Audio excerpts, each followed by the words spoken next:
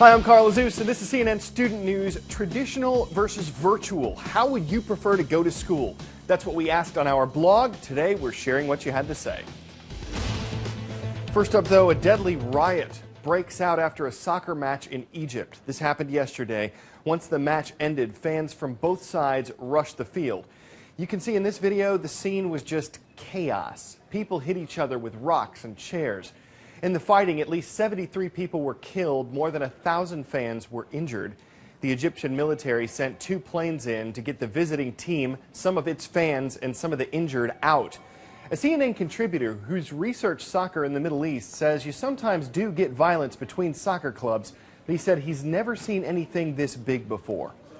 If you want to own a company, it's not as difficult as you might think. One way you can do it is to buy some of the company's stock. You won't own the entire company, but you will own part of it.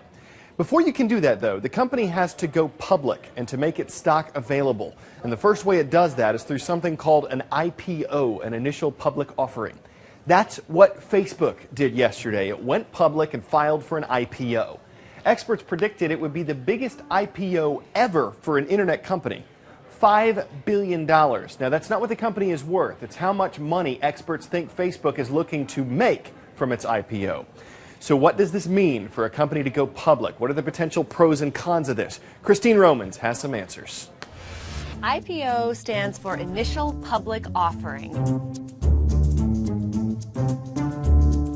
An IPO is when a company, whether it's a mom and pop little store that's getting bigger and bigger, or say a social network conceived in a Harvard dorm room that now has 500 million people who follow it, can get on the radar, attract capital, and basically grow up.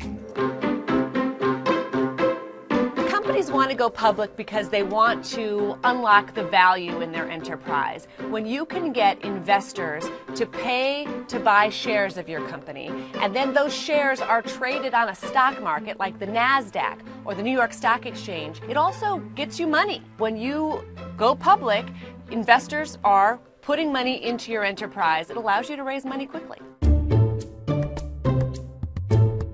One of the downsides is when you are a public company, you are scrutinized by the government. You have to every quarter file your numbers, your balance sheet, to the Securities and Exchange Commission so that your investors and so that the markets can see exactly what you're doing. If you're a private company, you don't have that kind of scrutiny. You don't have investors selling their stakes in your company if you have 1 or 2 bad quarters. So that's one of the reasons why private companies like to stay private.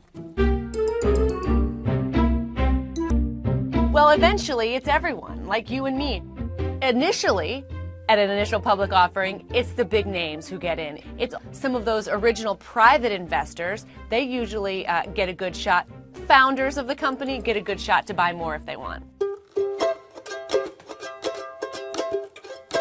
Facebook is the holy grail of IPOs. It would be probably the biggest tech company IPO in history. Facebook already has 500 different private investors, basically, and when you get to that level, that threshold, that's when the Securities and Exchange Commission says, okay, now you've got to open your books. Now you've got to file to become a public company. You're getting too big.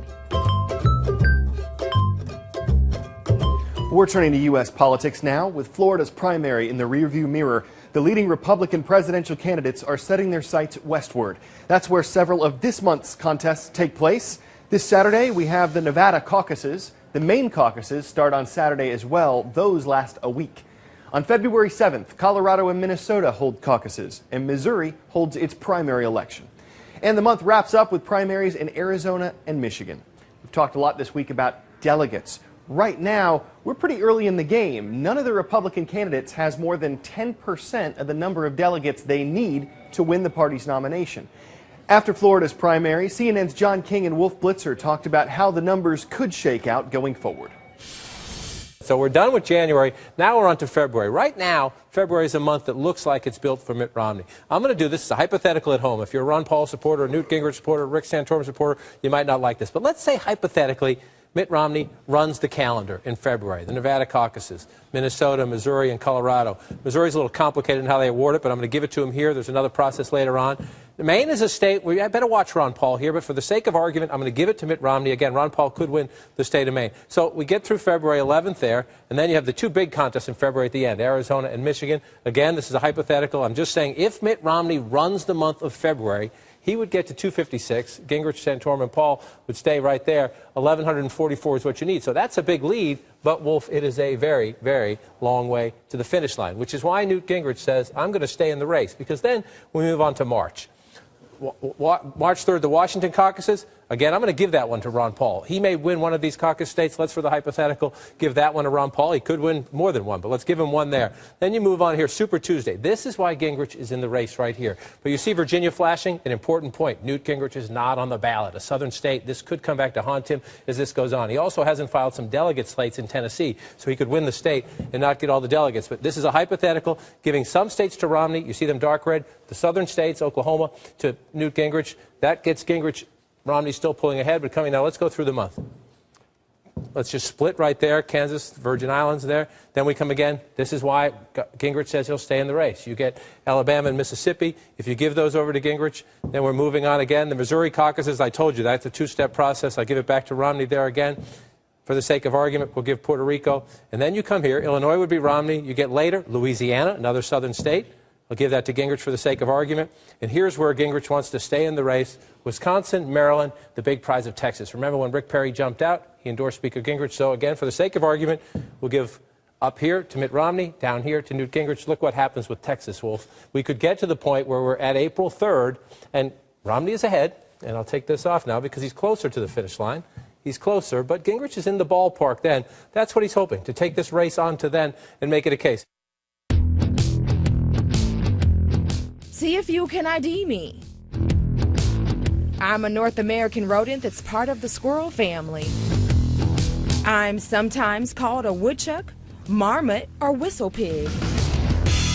And today is a very big day for some members of my species. I'm a groundhog, and I stuff myself in the summer and early fall so I can hibernate during the winter. And it is one serious hibernation. A groundhog curls up into a tiny ball, its body temperature drops, its heart rate slows down to 4 beats per minute, and it stays that way until early February when its hibernation ends. February 2nd, according to American tradition, is what happens then that makes today special for the species. It's Groundhog Day. According to tradition, if the groundhog sees its shadow, we're in for 6 more weeks of winter. This is last year's ceremony in Punxsutawney, Pennsylvania. It's home to Punxsutawney Phil. He's the most famous whistle pig prognosticator, but more than a dozen states celebrate with their own groundhogs. Traditional school or virtual school? Would you rather be physically in class or learning online? At CNNStudentNews.com, 63% of you were leaning toward traditional school, 37% like the idea of online virtual learning. Cole says he'd rather take real classes. With online classes, you have no teacher to ask if you're stuck, and you're mostly just staring at a computer screen. From Krista, kids need to also learn communication skills. Without that, they won't know how to interact with other people. And Delaney says, I wouldn't have all the friends I have if I attended virtual school. Traditional school gives you a chance to interact with other students. Kayla tells us that a virtual school would be safer because there's no bullying, and there are no students who are talking while you're trying to work. Jordan agrees that virtual school would keep some kids from getting bullied. If you have a computer at your house, you have peace and quiet to concentrate. But Mar says, I don't have the self-motivation to keep up with virtual school. Before we go, a birthday surprise for one kindergartner in Utah. This poster shows the things that Bailey loves. That includes her dad, who's been serving in Afghanistan. While she was sharing it with her class... Guess what, Bailey? Turn around.